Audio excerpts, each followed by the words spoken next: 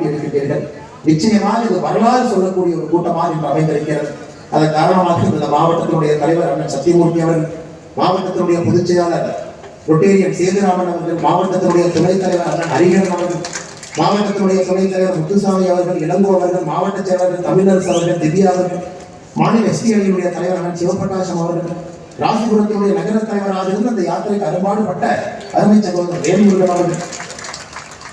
வெண்ணந்தூருடைய ஒன்றிய தலைவர் அருள் அவர்கள், ராசிபுரம் ஒன்றியத்தினுடைய தலைவர் திருச்சி வடிவேல் அவர்கள், நாமகிரிப்பேட்டை கிழக்கினுடைய ஒன்றிய தலைவர் சிவகுமார் அவர்கள், மாநில துணைத் தலைவர் மத்திய அரசுடைய நலத்திட்ட பிரிவு அருமை சகோதரர் லோகேந்திரன் அவர்கள், மாநில செயற்குழு உறுப்பினர் புவனேஸ்வரி ஹரிகரன் அவர்கள், நம்முடைய பக்கத்து மாவட்டத்தினுடைய தலைவர்கள் சிறப்பு விருதுகளாக வந்திருக்கக்கூடிய சுரேஷ் பாபு அவர்கள், சண்முகநாதன் அவர்கள்,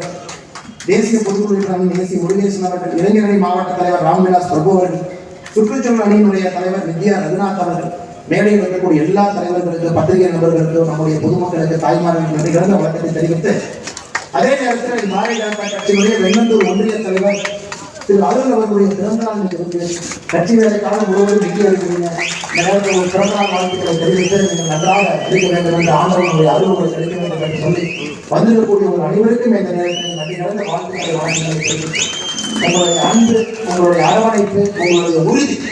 எங்களுக்கு ஒரு பெரிய தன்னம்பிக்கையை கொடுத்திருக்கிறது. தொடர்ந்து பாரதிய ஜனதா கட்சி உங்களுக்காக உழைக்கும் என்னுடைய அன்பான வேண்டுகோள். 2024 பாராளுமன்ற தேர்தலில் பாரத பிரதமர் நரேந்திர மோடி அவர்களுக்கு நீங்கள் வாக்களித்து அவருடைய கருத்தை வலுப்படுத்தி தமிழகத்திலிருந்து 39 பாராளுமன்ற உறுப்பினர்கள் பாரதிய ஜனதா கட்சி தேசிய ஜனநாயக கூட்டணியிலிருந்து நீங்கள் அனுப்பி வைக்க வேண்டும் என்று அவர்களோடு உங்களுக்கு ஒரு வேண்டுகோள் விடுக்கின்றேன். நன்றி, வணக்கம்.